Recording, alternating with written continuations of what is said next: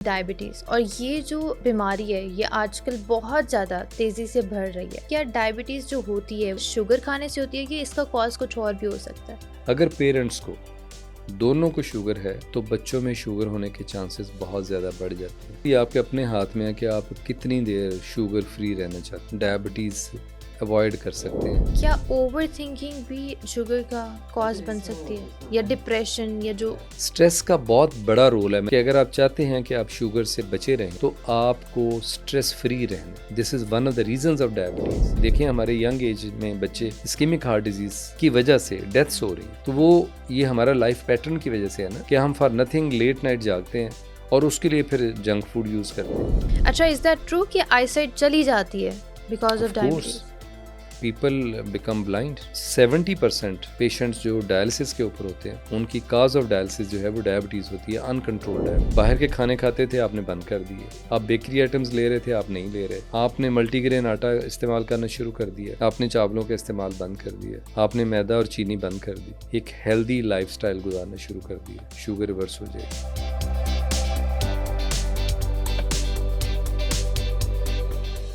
अस्सलाम वालेकुम। आज हमारे साथ डॉक्टर नूरुल हक मौजूद हैं जिनसे हम जानेंगे कि शुगर को रिवर्स करने का आसान तरीन तरीका क्या हो सकता है और लेट नाइट क्रेविंग्स और शुगर का आपस में क्या लिंक है। ये सब जानने के लिए आज का एपिसोड एंड तक ज़रूर देखिएगा। अस्सलाम वालेकुम सर, कैसे हैं आप? अल्हम्दुलिल्लाह फाइन। सर, आज जिस टॉपिक पे हम बात करने लगे हैं वो है डायबिटीज़ और ये जो बीमारी है ये आजकल बहुत ज़्यादा तेज़ी से बढ़ रही है। तो आप मुझे ये बताएं कि क्या डायबिटीज़ जो होती है वो क्या शुगर खाने से होती है कि इसका कॉज कुछ और भी हो सकता है? इस तरह है कि पाकिस्तान इस वक्त दुनिया में ग्रोथ के एतबार से, यानी जो हमारे सबसे ज़्यादा लोग डायबिटीज़ में एंटर हो रहे हैं उनकी परसेंटेज दुनिया में पहले नंबर पे है। क्योंकि आबादी में तो हम तीसरे चौथे नंबर पे आ जाते हैं, पहले पे इंडिया और फिर चाइना और फिर हमारी बारी आती है। लेकिन पेशेंट के ग्रोथ के एतबार से हम पहले नंबर पे हैं। अब जैसे आम तौर पे ये कहा जाता है कि शायद ये खाने पीने का जो पैटर्न है इसकी वजह से डायबिटीज़ डेवलप होती है। It is one of the reasons. Okay, ये मतलब इसके अलावा और भी रीजंस की एक लिस्ट है, उसमें से एक रीज़न जो है वो आपका फूड पैटर्न है। जैसे इसमें जेनेटिक फैक्टर अपनी जगह बहुत ज़्यादा रोल प्ले करता है। मतलब जनरेशन टू जनरेशन भी ये ऑफ पास कोर्स करती है। जेनेटिक फैक्टर बहुत बड़ा रोल प्ले करता है। अगर पेरेंट्स को दोनों को शुगर है तो बच्चों में शुगर होने के चांसेस बहुत ज़्यादा बढ़ जाते हैं। और जब हम पेशेंट से हिस्ट्री लेते हैं तो उस हिस्ट्री में ये और ज़्यादा इम्पॉर्टेंट होता है कि हम उससे पूछते हैं कि पेरेंट्स के बाद उसके बहन भाइयों में किसी को शुगर है। अगर बहन भाइयों में शुगर है तो जिनको शुगर नहीं है उनको शुगर होने के चांसेस ज़्यादा होते हैं। ओके, सही है। अच्छा, मुझे ये बताइएगा कि ऐसी कोई पॉसिबिलिटी है कि अगर दोनों पेरेंट्स को शुगर है तो बच्चे में वो शुगर ना आए, ऐसी भी कुछ होती है? बेसिकली आपके अपने हाथ में है कि आप कितनी देर शुगर फ्री रहना चाहते हैं, डायबिटीज़ अवॉइड कर सकते हैं। सही है। आम तौर पे ख्याल ये किया जाता है कि शायद ये खाने पीने का जो पैटर्न है ये रीज़न बनता है, ये रीज़न ज़रूर बनता है। लेकिन अगर आप अपना लाइफस्टाइल ठीक कर लेते हैं तो लाइफस्टाइल में सिर्फ खाना पीना नहीं आता। अगर आप अपना लाइफस्टाइल ठीक कर लेते हैं तो आप शुगर से बच सकते हैं। सही है। अब लाइफस्टाइल में क्या आता है? आपको 7 से 8 घंटे की नींद पूरी करनी है, टाइम पे सोना है आपने, 30 minutes walk 6 days a week, एक दिन ऑफ करेंगे, स्ट्रेस फ्री रहना और पॉजिटिव थिंकिंग के साथ चलना। ये लाइफस्टाइल का पैटर्न है। अब फिर वो खाने पीने की चीज़ें आ जाती हैं कि आपको नेचर के करीब रहना है। अब नेचर क्या है? जिस शेप में अल्लाह मियाँ ने चीज़ें पैदा की हैं उसी शेप में आपने उनको इस्तेमाल करना है। मसलन गंदम है तो आपने मैदे का आटा नहीं इस्तेमाल करना, गंदम का आटा इस्तेमाल करना है। फल हैं तो आपने ये छिलके के साथ खाने हैं। जैसे सेब है तो उसके छिलके उतार के नहीं खाने। खुबानी है, आड़ू है, नाशपाती है, ये आपने ऐसे ही लेने हैं। इसी तरह से अल्लाह मियाँ ने फल जो है वो फलों की शक्ल में पैदा किए, आपने इनका जूस नहीं बनाना। आप मौसमी है, किन्नू है, फ्रूटर है, माल्टा है, हमें बड़ा शौक है, हम इनका जूस पीते हैं, which is one of the reasons of diabetes. Okay. मतलब आम आदमी को भी ये जूसेस की शक्ल में नहीं लेना है। मतलब एक हेल्दी फ्रूट भी हमें डायबिटीज का मरीज बना सकता है अगर उसका जूस बना के पिया ऑफ जाए। कोर्स। ओके, और ऑलराइट। जिन मरीजों को हम एडवाइस करते हैं जिनको डायबिटीज़ हो चुकी होती है तो उनको तो हम बतौर ख़ास कहते हैं कि आपने इनका जूस बना के नहीं पीना, आपने एज सच लेना है इसको। ओके, ठीक है। इसी तरह से आप देखें जो दालें हैं, जो छिलके के साथ दालें हैं वो ज़्यादा बेनिफिशियल हैं as compare to other serials. वो भी ठीक है, लेकिन जब आप छिलके के साथ उनको यूज़ करते हैं तो उनकी एब्जॉर्प्शन जो है वो लेट हो जाती है, और डिलेड एब्जॉर्प्शन जो है वो आपको डायबिटीज़ से बचाती है। ओके। अच्छा, वैसे अगर किसी को शुगर का नहीं पता कि उसको शुगर हो चुकी है, तो क्या कुछ सिम्टम्स इस तरह के हो सकते हैं जिससे डिटेक्ट किया जाए या जिससे आइडिया हो सके कि हाँ, अब शुगर की तरफ जा रहा है पेशेंट? आमतौर पे 3 चीज़ें तो कही जाती हैं, पॉलीडिप्सिया, पॉलीफेजिया, पॉलीयूरिया, कि उसको प्यास ज़्यादा लगती है, उसको भूख ज़्यादा लगती है, और उसको यूरिन ज़्यादा आता है। ओके, लेकिन ये स्टार्टिंग वाले सिम्टम्स हैं। इसके साथ कुछ और भी चीज़ें हैं। यहाँ से बहुत सारे मरीज़ जो हैं वो स्किप हो जाते हैं। क्या? अगली क्या चीज़ें हैं? मसलन एक पेशेंट ये आके कंप्लेंट करता है कि मेरा वेट जो है वो बगैर किसी रीज़न के कम होता जा रहा है। अच्छा, फिर आई साइट कमज़ोर होना शुरू हो जाती है, फिर वो लेथार्जिक फील करता है, आँखों में दर्द रहता है, फिर वो कहता है मुझे चक्कर से आते हैं, मैं चलता हूँ मुझे स्वेटिंग होती है। तो ये भी उसकी सिम्टम्स में से है। अच्छा, क्या ओवर थिंकिंग भी शुगर का अच्छा, कॉज बन सकती है, इसमें या डिप्रेशन, या जो? मैं गुजारिश करता हूँ, स्ट्रेस का बहुत बड़ा रोल है। मैंने शुरू में बात की कि अगर आप चाहते हैं कि आप शुगर से बचे रहें तो आपको स्ट्रेस फ्री रहना है। लेकिन ऐसा कैसे हो सकता है कि आज के ज़माने में कोई इंसान स्ट्रेस फ्री रहे? किसी को जॉब का स्ट्रेस रहता है, किसी को घर में कोई ना कोई स्ट्रेस होता है, किसी को पैसों का स्ट्रेस होता है, किसी की जो पर्सनल इश्यूज होते हैं उसका स्ट्रेस होता है, तो लोगों को स्ट्रेस तो है ही, तो फिर इससे कैसे बचा जाए? इसका छोटा सा जवाब ये है कि आज में जीना शुरू कर दें। कल की और आज में जी, ठीक है। आज को अच्छा करें आप। ये जो ओवर थिंकिंग है, इसमें लॉजिक क्या है? आप या तो माजी में होते हैं या फ्यूचर में होते हैं। ट्रू। आप आज में रहते ही नहीं है। ये जो फियर है ना, वो आपको फ्यूचर का ही होता है। आज का आपको कोई खौफ नहीं है, तो आपको आज में ज़िंदा रहना है। दूसरी बात, जैसे आपने जॉब की बात की जी। तो जॉब आपका फियर नहीं, पैशन होना चाहिए, और पैशन में आपको स्ट्रेस नहीं होती। और दूसरी बात, अगर आप स्ट्रेस फ्री रहना चाहते हैं, ज़िंदगी को, टाइम को और डे को प्लान करना पड़ता है। ओके। आज आपको सुबह पता होना चाहिए, बल्कि ये लिस्ट आपके पास रात को बन जानी चाहिए कि मैंने कल उठ के क्या क्या करना है, किस किस वक्त क्या क्या करना है। Then you won't feel any stress. फिर आपको पता है मेरे पास ये 2 घंटे हैं, इसमें मैंने ये काम करना तो है। जो इन्वायरमेंट में या आपके सराउंडिंग में टॉक्सिसिटी होती है, उस चीज़ को कैसे अवॉइड किया जाए बड़ा फिर? आसान है। मैं कोट करूँगा, यहाँ पे एक मोटिवेशनल स्पीकर है, वो कहते हैं कि वासिफ अली वासद साहब फरमाते हैं कि जहाँ आपको नेगेटिविटी और टॉक्सिसिटी मिलती है वहाँ अपने ताल्लुक़ को मदम कर दें। उन लोगों से मिलना जुलना बंद नहीं करेंगे, मिलना जुलना कम कर दें। सही है। तो आप टॉक्सिसिटी से बच सकते हैं। मैं अभी एक डिस्कशन हो रही थी तो मैं एक बात कर रहा था कि अगर आप चाहते हैं कि मैं अच्छा बनना चाहता हूँ तो आप अच्छे लोगों में बैठने शुरू कर दें। जैसा बनना चाहते हैं ना वैसे लोगों में बैठना शुरू कर दें। सही है। तो अगर आप बैठते ही उन लोगों में जो पहले स्ट्रेस में हैं, जो नेगेटिव हैं, जो टॉक्सिक हैं, तो आप नहीं बच सकते टॉक्सिसिटी से, आप नहीं बच सकते नेगेटिविटी से। ऐसा ही है। तो पॉजिटिव लोगों में उठे बैठे, आप में पॉजिटिविटी आ जाएगी। ओके, चलिए, ये तो एक रीज़न हो गई कि शुगर की ये भी एक बहुत बड़ी वजह आपने बताई है।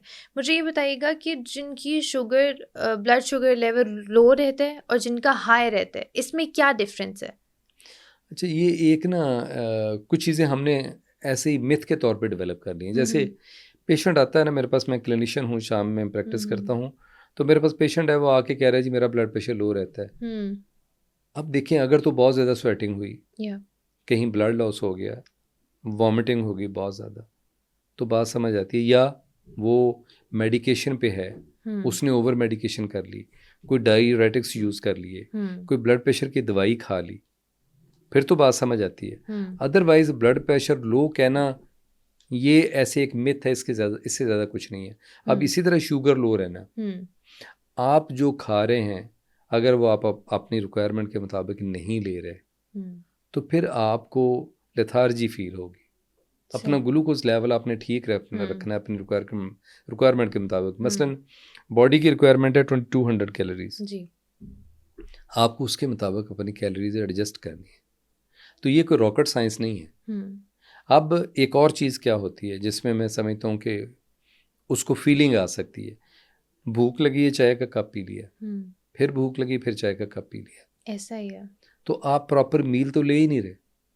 ट्रू, आपने नाश्ता नहीं किया, आपने लंच नहीं किया, आप अपना डिनर स्किप कर रहे हैं, आपने कॉफ़ी पी ली है, या आपने ये जैसे हमारे फिज़ी ड्रिंक्स आ गई हैं, आपने फिज़ी ड्रिंक ले ली है, तो वो आपकी जो भूख थी, आपकी एपिटाइट थी, वो तो ख़त्म हो गई, लेकिन आपको कैलोरीज नहीं मिली। तो आपको प्रॉपर अपनी डाइट पे जाना है। ऑलराइट, ठीक है। लेकिन अभी आपने जो बात की है कि आपको अपनी कैलोरीज इतनी रखनी चाहिए, मतलब हमारी बॉडी की जो रिक्वायरमेंट है, लेकिन अगर ये देखा जाए तो आजकल क्रेविंग्स का बहुत ज़्यादा ना, मतलब जब देखो लेट नाइट क्रेविंग्स हो रही होती हैं, ख़ास तौर पे मीठे की किसी को क्रेविंग हो जाती है, रात में कुछ ना कुछ मीठा खा रहे होते हैं, तो फिर क्या ये भी वजह बन सकता है, क्या ये भी सबब बन सकता है शुगर का? अच्छा, पहले तो मैं ये जानना चाहूँगा कि ये लेट नाइट बैठना या देर से सोना, मतलब ये कॉन्सेप्ट हमने कहाँ से लिया? अगर तो कोई रिक्वायरमेंट है, आपकी काम की नेचर ऐसी है कि आपको जागना पड़ रहा है, या आप फॉर नथिंग जाग रहे हैं। क्योंकि मैं बहुत सारे पेशेंट से जब मैं हिस्ट्री ले रहा होता हूँ तो बताते हैं हम सोते सुबह 5 बजे हैं। एग्जैक्टली, मतलब इसका it's like very common these days. अब बात ये है कि अभी आप डायबिटीज़ पे बात कर रहे हैं, तो this is one of the reasons of diabetes कि आपने डायर्नल वेरिएशन डेवलप कर ली। नेचर ये कहती है, आप दुनिया भर को देख लें, सरे शाम वो सो जाते हैं और अर्ली मॉर्निंग उठ जाते हैं। This is health. तो जब आपने अपना सोना जागने ख़राब कर लिया, फिर आपको क्रेविंग भी होगी। अदरवाइज़ आपने रात का खाना अगर 7 बजे 8 बजे खा लिया है, आपको 2 घंटे के बाद सोना है, तो क्रेविंग कहाँ से आएगी? आप 9 बजे 10 बजे 11 बजे भी सो जाते हैं तो कोई क्रेविंग नहीं है। लेकिन अगर आप 5 बजे तक जाग रहे हैं तो डेफिनेटली आपको भूख तंग करेगी। आपने 7 बजे खाना खाया था और फिर आप उल्टी सीधी चीज़ें खाएंगे and that will lead two diabetes. और भी बीमारियां हो सकती हैं। ये देखें हमारे यंग एज में बच्चे इस्केमिक हार्ट डिजीज़ की वजह से डेथ्स हो रही हैं। तो वो ये हमारा लाइफ पैटर्न की वजह से है ना, कि हम फॉर नथिंग लेट नाइट जागते हैं और उसके लिए फिर जंक फूड यूज़ करते हैं। तो एक तो हमने नींद ख़राब की और ऊपर से फिर हमने जंक फूड खाई, तो उससे अपनी सेहत भी ख़राब कर ली। तो ये दोनों चीज़ों को अवॉइड करने का आसान हल ये है कि आप टाइम पे सोएं। जैसे दीन कहता है कि इशा पढ़ने के बाद सो जाना चाहिए। आप किसी जो अपना जो हमारी एडवांस कंट्रीज़ हैं किसी में चले जाएं, वहाँ पे आपको 8 बजे के बाद मार्केट्स खुली हुई नहीं मिलेंगी, लोग आपको रोड्स के ऊपर नहीं मिलेंगे।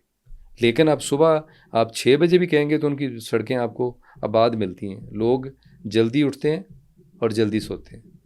ऐसा ही है। अच्छा सर, मुझे ये बताइएगा कि जो डायबिटीज़ है इसकी टाइप्स कितनी होती हैं और इसका जो वर्स्ट स्टेज है वो कौन सा है? अच्छा, ग्रॉसली तो उसको हम 2 कैटेगरीज में डिवाइड करते हैं। एक टाइप 1 है, दूसरी टाइप 2 है। अब ये जो टाइप 1 है ये आमतौर पे जेनेटिक और अर्ली एज में ये डेवलप होती है, और टाइप 2 जो है उसमें ये जो आपका फूड पैटर्न है। अच्छा, वैसे किस एज से ये होना स्टार्ट हो जाती है? एक हम डायबिटीज़ कहते हैं जुवेनाइल डायबिटीज़ मेलाइटस, वो तो बच्चों में भी होती है।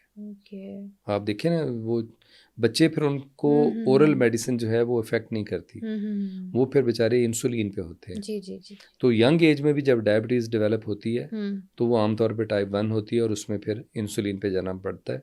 और टाइप 2 जो है वो ओरल मेडिकेशन से ट्रीट हो जाती है। सही है। और जो वर्स्ट स्टेज है डायबिटीज़ की?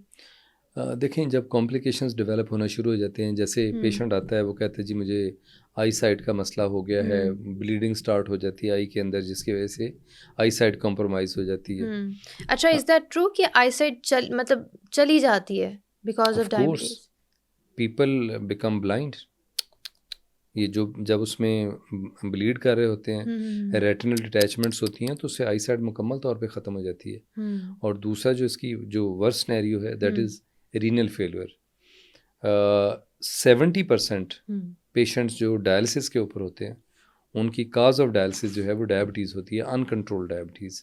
अब मसला क्या है, डायबिटीज़ डेवलप हो गई, डॉक्टर के पास गए, उसने दवाई लिख के दी, दवाई के साथ शुगर कंट्रोल हो गई और उसके बाद दवाई छोड़ दी कि अब मेरी शुगर कंट्रोल हो गई है, और फिर उसको चेक करना बंद कर दिया, और अल्टीमेटली डायबिटिक कीटोएसिडोसिस के साथ दाखिल होंगे, बेहोश हो जाएंगे, हॉस्पिटल लेके जाएंगे, और आहिस्ता आहिस्ता डिटेरियोरेट होना शुरू हो जाता है और पेशेंट जो है वो डायलिसिस के ऊपर चले जाते हैं। ओके तो डॉक्टर साहब मुझे ये बताइएगा कि किन बॉडी पार्ट्स पे जो शुगर है वो सबसे ज़्यादा इफ़ेक्ट करती है? जैसे मैंने अभी 2 ऑर्गन का जिक्र किया है, एक तो आँखों पे, आइज़ है और दूसरा आपके किडनीज़ हैं। लेकिन इसके अलावा आप देखें, आपने देखा होगा पेशेंट के अंगूठा उसका एम्पुटेट हो गया, बिग टो, नेल्स का, फिर टांगें कट गई हैं। तो ये जो इफ़ेक्ट करती है ये पूरी बॉडी के ऊपर करती है। ये इन पेशेंट में जब इनको हार्ट अटैक भी होता है तो इनको पेन महसूस नहीं होती। तो जो इनकी ब्लड वेसल्स हैं उनके ऊपर सबसे ज़्यादा इनका इफेक्ट हो रहा होता है, हाइपरग्लाइसीमिया में भी और हाइपोग्लाइसीमिया में भी। तो दोनों कंडीशन में बॉडी के तमाम ऑर्गन्स इससे इफेक्ट होते हैं, लेकिन सबसे ज़्यादा इफेक्ट जो है वो आइज़ पे और किडनीज पे होता है। ऑलराइट, मतलब ये जो शुगर है ये किसी भी ऑर्गन को किसी भी टाइम डैमेज कर सकती है। ऑफ कोर्स करती है, मुसलसल करती है। जब भी इसका ग्लूकोज लेवल, इसीलिए तो हमें बाहर से या इंसुलिन की शक्ल में लेनी पड़ती है या फिर ओरल मेडिकेशन की सूरत में, ताकि जो शुगर लेवल ब्लड के अंदर हायर साइड पे चल रहा है हम उसको कंट्रोल कर सकें, मेंटेन कर सकें। ऑलराइट। अच्छा डॉक्टर साहब, हमने देखा होगा कि जो भी शुगर के पेशेंट्स होते हैं ना, अगर उनको कहीं पे चोट लग जाए ना, मतलब अगर कहीं ब्रूस का निशान है, कोई कट लग गया है, तो बहुत टाइम लेते हैं भरने में, बल्कि वो वर्स हो जाते हैं उससे। इसकी क्या वजह होती है कि मतलब बढ़ते, मतलब उसको ठीक होते होते भी बहुत टाइम लग जाता है, अगर ठीक नहीं हो रहा तो वो बहुत बिगड़ जाता है? लेकिन जब इस टिश्यूज़ के अंदर शुगर लेवल बढ़ जाता है जी, तो उसमें बैक्टीरियल ग्रोथ जो है वो आसानी से होती है, इसी वजह से डिलेड हीलिंग हो रही होती है। तो इसीलिए शुगर को कंट्रोल करना होता है। आप देखें, कोई भी सर्जरी करने से पहले शुगर को कंट्रोल किया जाता है। इवन अगर कैटरेक्ट सर्जरी भी करनी हो, जैसे मोती का ऑपरेशन है, तब भी शुगर कंट्रोल होगी तो वो करेंगे। कि दांतों की एक्सट्रैक्शन करनी हो, टूथ एक्सट्रैक्शन जैसे कर रहे हैं, तो वहाँ पे भी सबसे पहले ये देखा जाता है इसका शुगर लेवल क्या है। तो जब वो बॉडी में हायर लेवल पे होता है, इम्यूनिटी कम होती है और बैक्टीरियल ग्रोथ इसमें बढ़ जाती है, तो इसलिए इन्फेक्शन जो है वो देर से कंट्रोल होता है। ओके, एक आम इंसान अपनी शुगर को कैसे कंट्रोल रख सकता है? अगर आप खाना अपनी ज़रूरत से ज़्यादा नहीं लेते, अपनी नींद पूरी रखते हैं, हफ्ते में 6 दिन 30 मिनट्स डेली वॉक करते हैं, तो आपको कोई परेशानी नहीं होनी चाहिए। एक सिंपल सी बात बताऊं, हमारे किसी वक्त भी जैसे पेशेंट आते हैं, सॉरी मेहमान आते हैं, हम उनके सामने बेकरी आइटम सर्व करते हैं, जी, वो घर से खाना खा के आए हैं तो वो फिर भी इंसाफ करेंगे बेकरी के साथ। तो जब तक आपको भूख नहीं लगी आपने एक निवाला भी नहीं लेना। और जब आप खाना खा रहे हों और आपको अंदाज़ा हो गया कि अभी मेरी 20% 30% भूख रहती है, उस वक्त आपको हाथ रोकना है। ओके, ये जो हाथ रोकना है यही आपकी सेहत है। आपको पता होना चाहिए कि आपने कहाँ स्टॉप करना है। ये नहीं है कि खाना लजीज है तो फिर आप लगे हैं अपना इंसाफ करने के लिए। जैसे हम बाहर खाना खाने जाते हैं, हाई टी पे चले गए, बूफे पे चले गए, तो पेट आपका अपना है। सही है। अच्छा डॉक्टर साहब, आपने ये तो बता दिया कि शुगर में कौन से फूड्स हमें लेने चाहिए, जैसे आपने दालों का जिक्र कर दिया, आपने फ्रूट्स का जिक्र कर दिया, बट कौन से फूड्स ऐसे हैं जो वर्स हो सकते हैं इस केस में, जो लेने ही नहीं चाहिए, जो आपको अपनी लाइफ से स्किप करा देने चाहिए? कि मैं अगर एक लफ्ज़ में बात करूं तो वो bakery. Okay, no bakery item. और अगर इसको मैं थोड़ा सा और खोलूं तो आपको चीनी मैदा इस्तेमाल नहीं करना। हर वो प्रोडक्ट जिसमें चीनी और मैदा इस्तेमाल होता है आपने वो नहीं लेनी। ये जैसे बिस्किट्स हैं, मशरूब हैं, फिज़ी ड्रिंक्स हैं, आपके जूसेस हैं, आपके ये पिज़्ज़ा हैं, ये शावरमा है, जिसमें भी मैदा इस्तेमाल हो रहा है, वो आपकी खुराक से एलिमिनेट होना चाहिए। नेचुरल फूड पे आएंगे तो आप सेहत को एंजॉय करेंगे। ऑल राइट, ठीक है। अच्छा, मुझे ये बताइएगा कि क्या शुगर जो है वो मेडिसिन के बगैर क्योरेबल हो सकती है? अगर किसी को ये हो गई है डायबिटीज़, तो क्या वो मेडिसिन लेना ज़रूरी है उसके लिए, या अपना लाइफस्टाइल चेंज जैसे आप बता रहे हैं उसी से वो कंट्रोल हो जाएगी और ठीक हो जाएगा? अच्छा, इसमें इस तरह है कि पहले तो आपको मेडिसिन पे जाना पड़ेगा। अच्छा। अब आपने अपने आप को बहुत ज़्यादा कंट्रोल कर लिया है। जैसे आप हम्म कहते हैं मैं मल्टीग्रेन आटा यूज़ करूँगा, मैंने दूसरा आटा नहीं इस्तेमाल हम्म करना। हम्म, मैंने राइस नहीं लेने सिवाय इसके कि वो ब्राउन राइस हो। सही। और मैंने ओवर ईटिंग नहीं करनी, मैंने हम्म अपनी नींद का ख्याल रखना, मैंने स्ट्रेस नहीं लेनी। हम्म मैंने आधा घंटा सुबह सैर करनी, आधा घंटा शाम को सैर हम्म करनी।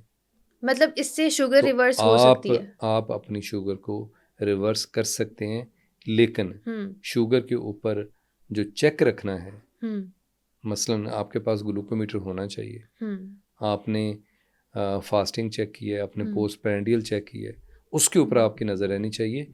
आप रिवर्स कर सकते हैं। इट हम्म, ऑल डिपेंड्स कि आप कितनी फ़ाइट कर रहे हैं डायबिटीज़ के साथ। सही है। अगर आपने ये फ़ैसला कर लिया, मसलन आप स्मोकिंग कर रहे थे, आप छोड़ दी, स्मोकिंग नहीं करनी। हम्म आप बाहर के खाने खाते थे, आपने बंद कर दिए। हम्म आप बेकरी आइटम्स ले रहे थे, आप नहीं ले रहे। आपने मल्टीग्रेन आटा इस्तेमाल करना शुरू कर दिया, आपने चावलों का इस्तेमाल बंद कर दिया, हम्म आपने मैदा और चीनी बंद कर दी, और आप एक हेल्दी लाइफस्टाइल गुजारना शुरू कर दिया। शुगर रिवर्स हो जाएगी। All right. अच्छा, आपके पास जो पेशेंट्स आते हैं वो सबसे ज़्यादा किस चीज़ की कंप्लेन करते हैं, जो डायबिटिक पेशेंट्स होते हैं? पेशेंट आमतौर पे आता ही तब है, वो कहते हैं जी मेरे अब हाथ पांव सुन्न हो रहे हैं, मेरी टांगों में ओह! दर्द होती है, हुँ, मेरे पट्ठों में दर्द होती है। हुँ, जो उसकी कॉम्प्लिकेशंस हैं, उनके साथ पेशेंट प्रेजेंट करता है।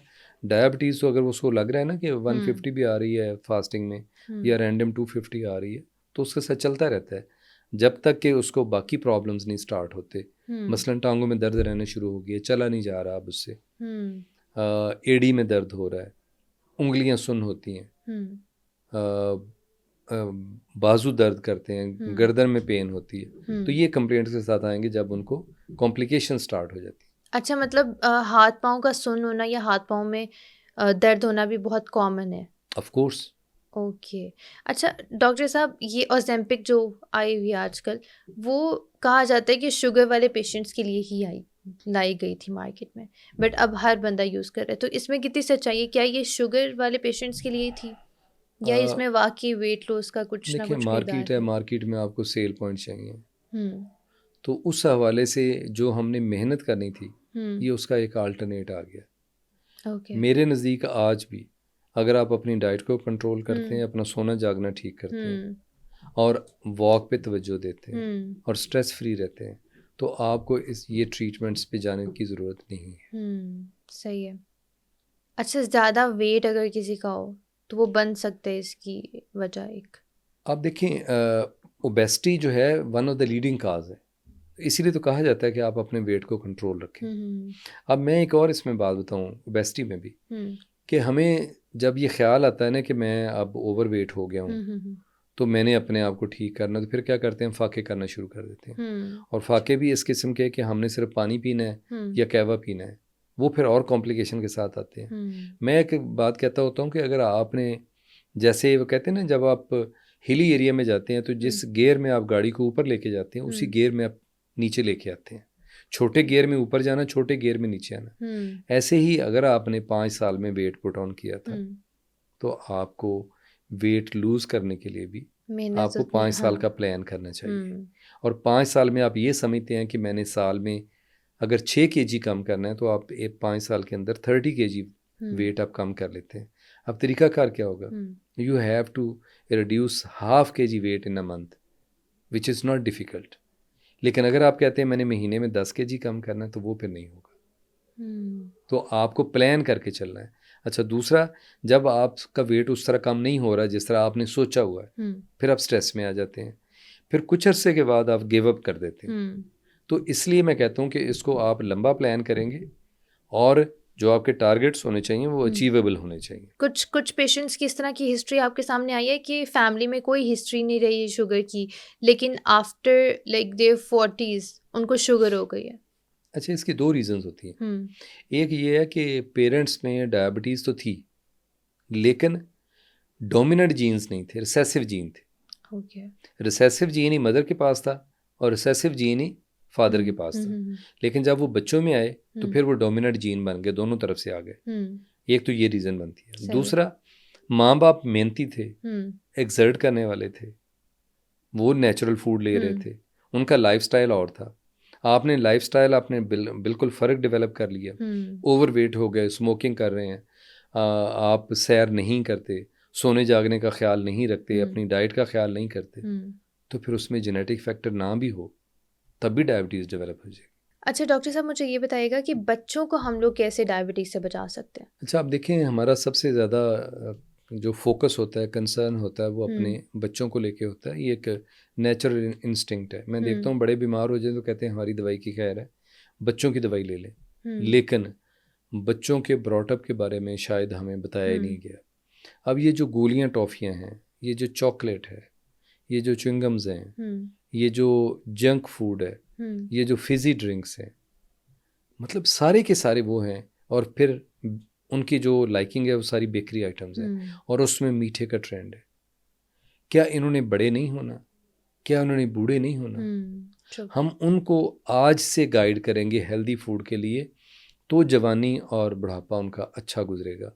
मैं तो ये सोचता हूँ कि ये जो 20 साल के बाद जो फसल हम तैयार कर रहे हैं उसकी क्या हालत होगी अगर अभी से हम दुनिया में पहले नंबर पे हैं। तो हमें अपने बच्चों को लेके, उनकी फूड को लेके हमें बहुत ज़्यादा स्पेसिफिक होना पड़ेगा।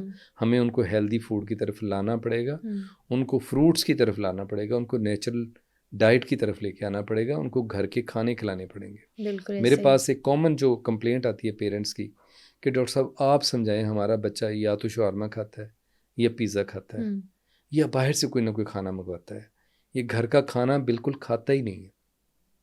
तो मतलब बच्चे खुद उस चीज़ के एडिक्ट हो चुके हैं ना। बच्चों के अलावा जो यंगस्टर्स हैं आजकल के, वो भी बहुत ज़्यादा एडिक्ट हैं फास्ट फूड के। रबिया, मैं एक सवाल करता हूँ पेरेंट्स से जब मैं उनसे बात करता हूँ कि ये बच्चे जो हैं ये जॉब करते हैं, तो नेचुरली वो कहते हैं ये तो जॉब नहीं कर रहे अभी, तो ये बहुत छोटे हैं। तो फिर मैं पूछता हूँ कि इनके पास फंड्स कहाँ से आते हैं? From where they are getting those fizzy drinks and all other ill health materials कहाँ से लेके आते हैं? तो हम ही दे रहे हैं ना उनको, हम पेरेंट्स से उनको ख़राब कर रहे हैं। तो क्या सोच के ख़राब कर रहे हैं? ये बच्चे जिन्होंने हमारा सहारा बनना है, तो ऐसी सूरत हाल पैदा ना हो कि हमें उनका सहारा बनना पड़े। इसलिए हमें सोचना पड़ेगा कि हमने उनको क्या खिलाना है। अच्छा सर, लास्ट में मैंने आपके लिए एक रैपिड फायर राउंड रखा है, मुझे आपने क्विक जवाब देना है उसका, ठीक है? आप मुझे सबसे पहले ये बताएं कि शुगर इज़ मोर डेंजरस या insulin resistance? Sugar is more dangerous. Okay, तो लाइफस्टाइल या medicine? Lifestyle is more important. Okay, any 3 myths about diabetic patients? जो डायबिटीज़ में ये कहा जाता है कि मैंने हकीम से दवाई ली है, मुझे उससे फ़र्क पड़ गया, that is a myth. Okay. आपको शुगर पे अपना फोकस करना पड़ेगा और बार बार देखनी पड़ेगी कि मुझे वो वाली दवाई लेने के साथ इसका लेवल क्या रह रहा है। दूसरा, ये जो कहा जाता है कि